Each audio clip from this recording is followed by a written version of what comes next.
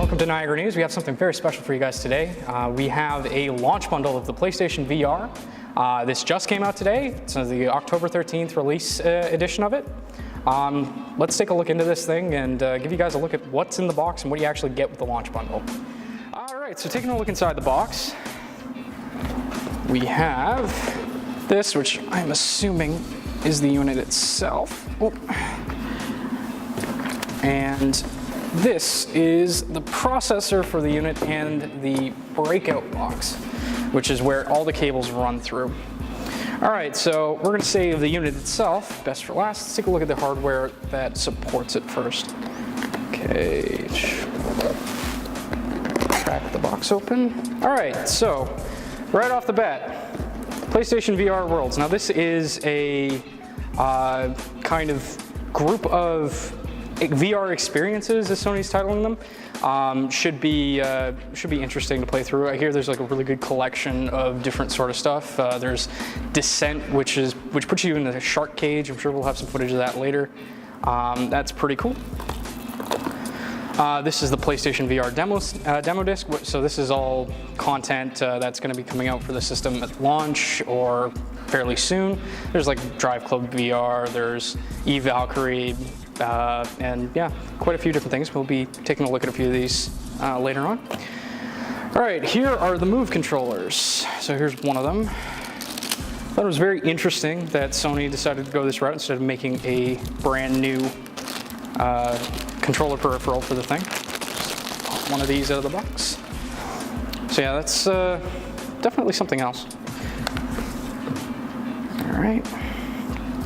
And there's the other one, of course, so you get your simulated hand movements and stuff.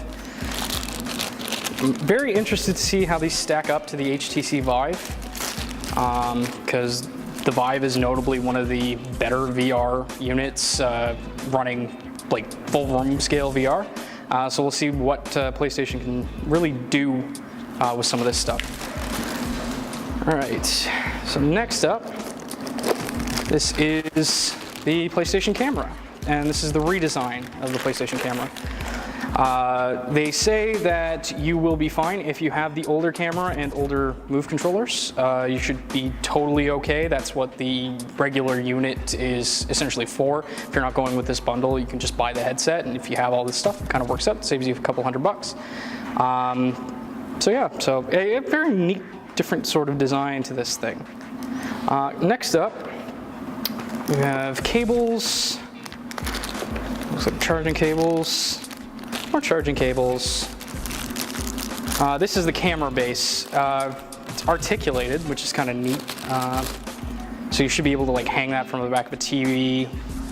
Be pretty interesting to see how that slots in there. It's a little bit experimental. Where else go? Yeah, just like that. Be neat to see how setup goes for something like that. Here, got the manual for the PlayStation camera. Manual for the motion controllers. And this is a chamois to keep your lenses clean. Important. Hygiene is a very important thing with these units. I've heard that if you have all your friends trying them out and stuff like that, you need to keep your lenses clean, or else people are gonna complain about lack of clarity. And that appears to be everything in here. I'm actually surprised. I thought this was going to be the processing unit going with it, but it just looks like it's all the accessories. So I'm guessing this is what you get extra in the launch bundle. This is all of the discs, the Move devices, the camera, and all of that. So that should be it for this. Let's move on to the unit itself. There's a great deal of restraint this morning. Waiting to get my hands on this and then waiting to open it. So we got, oh, this is a fancy box. Fancy box. Oh, wow. Box within box. Interesting. This is the manual. And we'll get that back in the frame. So, yeah, quick start guide. This is one of the few quick start guides that I would say everybody who owns one of these things should read. It'll tell you a little bit about setup, how to calibrate the cameras and stuff like that. Give you a little bit of information on if you have poor tracking, you want to fix that. It'll tell you how. Definitely worth taking a look at. And here's like the complete setup too. Looking at making a setup video as well to go with this. We'll definitely keep your eye out for that. Okay. All right, so here we go. This is like Christmas. Just the power cable. Interesting thing to box up like that. That's a sneak peek of the headset itself. This is the processing unit. I'm like 90% positive that this is the processing unit.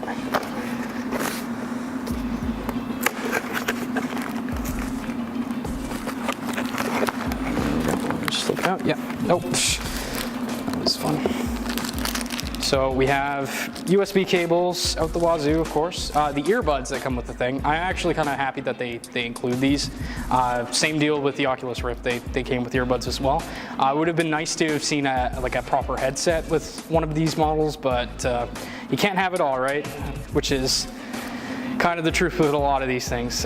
Here is the separate manual. This is more of the, different sort of advanced stuff, like AC stuff, the general stuff that you need with a device like this to pass consumer thing. So this is the breakout box. So this is the processing unit that goes alongside the PS4.